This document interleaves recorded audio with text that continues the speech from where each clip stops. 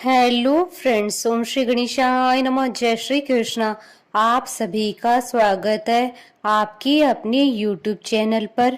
Friends, आज हम आपको इस वीडियो में बताने जा रहे हैं वैशाख मास के शुक्ल पक्ष की मोहिनी एकादशी की पौराणिक व्रत कथा, पूजा विधि, शुभ मुहूर्त, महत्व और मनोकामना पूर्ति के उपाय के बारे में। फ्रेंड्स, वीडियो शुरू करने से पहले आपसे रिक्वेस्ट है, अगर आप हमारे चैनल पर नए हैं और आपने अभी तक चैनल को सब्सक्राइब नहीं किया है तो प्लीज सब्सक्राइब कीजिएगा चैनल को, साथ ही प्रेस कीजिएगा बेल आइकन को, जिससे नए वीडियो से रिलेटेड नोटिफिकेशन आपको तुरंत प्राप्त हो सके। और वीडियो पसंद आने पर वीडियो को लाइक और शेयर जरूर कीजिएगा ताकि सभी भक्तों को इस वीडियो का लाभ प्राप्त हो सके। और कमेंट बॉक्स में जय श्री कृष्णा जरूर लिखिएगा। वैशाख मास की शुक्ल पक्ष की एकादशी को मोहिनी एकादशी कहा जाता है। यूं तो हिंदू धर्म में हर एकादशी का अपना अलग स्थान है, लेकिन वैशाख शुक्ल पक्ष की मोहिनी एकादशी का विशेष महत्व है। साल 2024 में वैशाख मास की शुक्ल पक्ष की एकादशी तिथि 19 मई 2024 रविवार के दिन है। साल 2024 की वैशाख मास की शुक्ल पक्ष की एकादशी के दिन 3 दुर्लभ संयोग बन रहे हैं। इस दिन सर्वा सिद्धि योग, अमृत सिद्धि योग, द्विपुष्कर योग का शुभ संयोग बन रहा है। साथ ही इस दिन सूर्य वृषभ राशि में और चंद्रमा मिथुन राशि में रहेंगे। हालांकि पूरे ही दिन अबूझ मुहूर्त होने के कारण किसी भी कार्य को करने के लिए मुहूर्त देखने की आवश्यकता नहीं है। इस दिन किसी भी कार्य को करने से अष्ट सिद्धि और नव निधियों की प्राप्ति होगी और सभी कार्य शीघ्र ही पूर्ण होंगे और आपकी सभी मनोकामनाएं शीघ्र ही पूर्ण होंगी और धन धान्य की वृद्धि होगी। इस व्रत को करने से मोक्ष की प्राप्ति होती है। मान्यता है कि भगवान विष्णु ने वैशाख शुक्ल पक्ष के दिन ही जगत के कल्याण हेतु मोहिनी रूप धारण किया था। भगवान ने अपने इसी मोहिनी रूप से असुरों को अपने मोह पाश में बांध लिया था और सारा अमृत पान देवताओं को करा दिया था। मोहिनी एकादशी का व्रत पापों से मुक्ति दिलाता है। इस दिन भगवान विष्णु की पूजा के बाद जरूरतमंदों को भोजन कराने से भगवान की कृपा प्राप्त होती है। मान्यता है कि मोहिनी एकादशी का व्रत विधि पूर्वक करने से सभी प्रकार की मनोकामनाएं पूर्ण होती है और जीवन में आने वाली समस्याओं से मुक्ति मिलती है। महाभारत काल में भी एकादशी व्रत का वर्णन मिलता है। पौराणिक मान्यताओं के अनुसार भगवान श्री कृष्ण ने स्वयं धर्मराज युधिष्ठिर और अर्जुन को इस एकादशी के महत्व के बारे में बताया था। भगवान श्री कृष्ण के कहने पर ही युधिष्ठिर ने इस व्रत को विधि पूर्वक पूर्ण किया था। मान्यता है कि इस एकादशी का व्रत रखने से घर में सुख, समृद्धि और मोक्ष की प्राप्ति होती है। माता सीता के विरह से पीड़ित भगवान श्री राम और महाभारत काल में युधिष्ठिर ने भी अपने दुखों से छुटकारा पाने के लिए इस एकादशी का व्रत पूरे विधि विधान से किया था। पौराणिक मान्यताओं के अनुसार इस एकादशी के प्रताप से व्रत करने वाला व्यक्ति मोह माया से ऊपर उठ जाता है। फ्रेंड्स, अब आइए जानते हैं मोहिनी एकादशी की शुभ मुहूर्त के बारे में। हिंदू पंचांग के अनुसार साल 2024 में मोहिनी एकादशी का व्रत 19 मई 2024 रविवार के दिन है। वैशाख शुक्ल एकादशी तिथि प्रारंभ होगी 18 मई 2024 को सुबह 11:22 पर और वैशाख शुक्ल एकादशी तिथि का समापन होगा 19 मई 2024 को दोपहर 1:50 पर। उदय तिथि के आधार पर मोहिनी एकादशी का व्रत 19 मई 2024 को रखा जाएगा।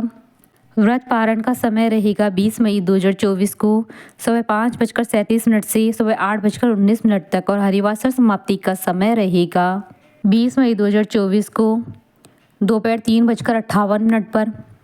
और इस दिन द्विपुष्कर योग, अमृत सिद्धि योग और सर्वा सिद्धि योग का प्रारंभ होगा 19 मई 2024 को सुबह 5:37 से अगले दिन 20 मई 2024 को सुबह 3:16 तक।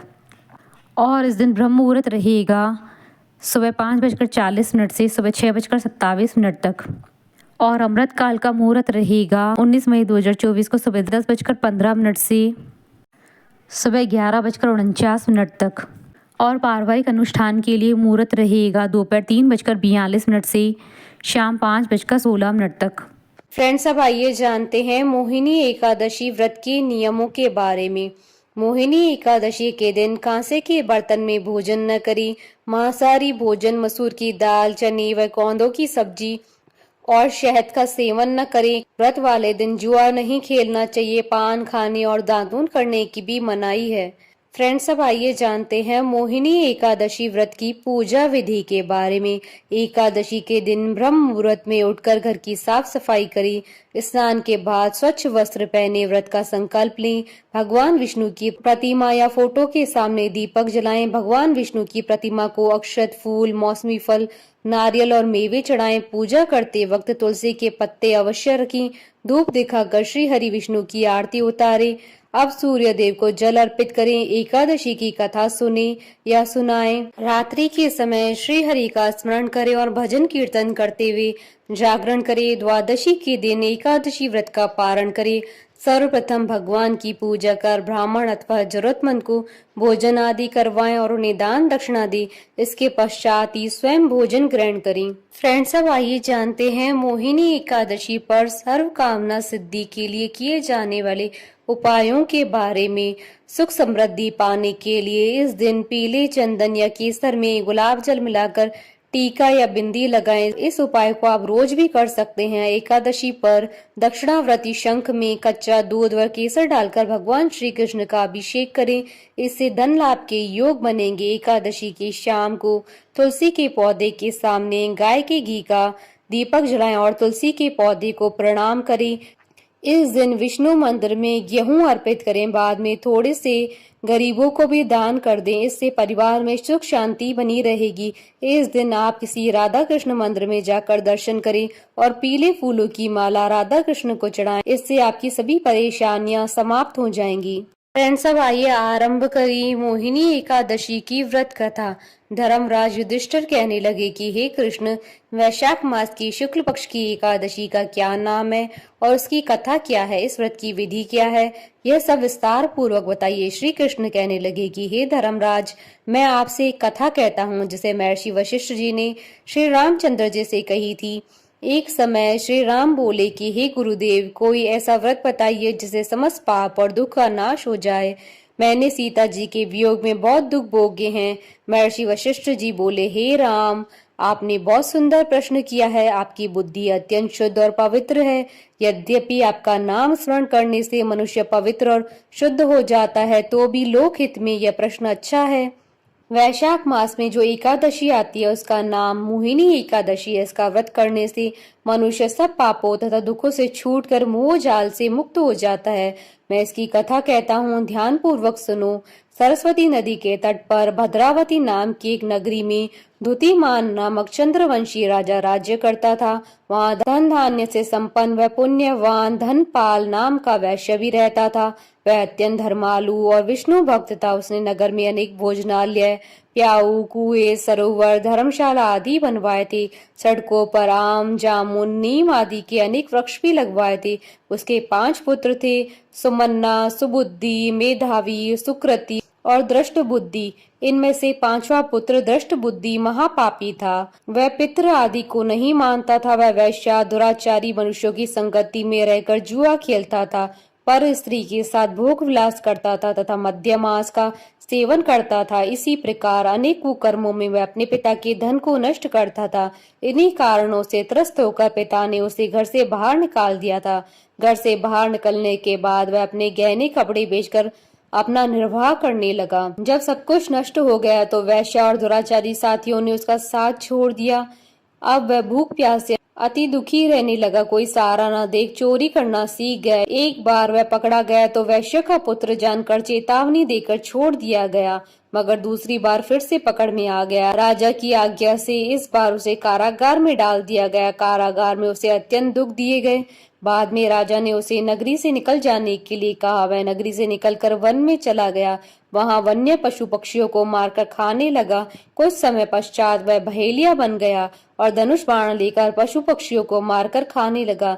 एक दिन भूख प्यास से व्यतीत होकर वह खाने की तलाश में घूमता हुआ कौंडिन्य ऋषि के आश्रम में जा पहुंचा। उस समय वैशाख मास था और ऋषि गंगा स्नान करके आ रहे थे।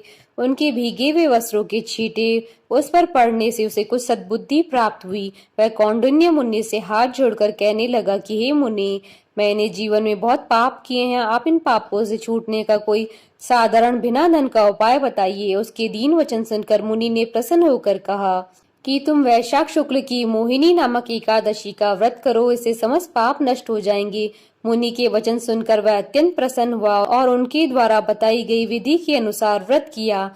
हे राम, इस व्रत के प्रभाव से उसके सब पाप नष्ट हो गए और अंत में वह गरुड़ पर बैठकर विष्णु लोक को गया। इस व्रत से मोह आदि सब नष्ट हो जाते हैं। संसार में इस व्रत से कोई श्रेष्ठ व्रत नहीं है। इसके महात्म को पढ़ने से अथवा सुनने से 1000 गोदान का फल प्राप्त होता है। कथा सार, प्राणी को सदैव संतों का संग करना चाहिए। संतों की संगत से मनुष्य को न केवल सद्बुद्धि प्राप्त होती है अपितु उसके जीवन का उद्धार हो जाता है। पापियों की संगत प्राणी को नरक में ले जाती है। बोलिए भगवान विष्णु की जय, सनातन धर्म की जय। हमारे साथ इस वीडियो में अंत तक बने रहने के लिए आपका धन्यवाद। ओम श्री गणेशाय नमः। जय श्री कृष्ण।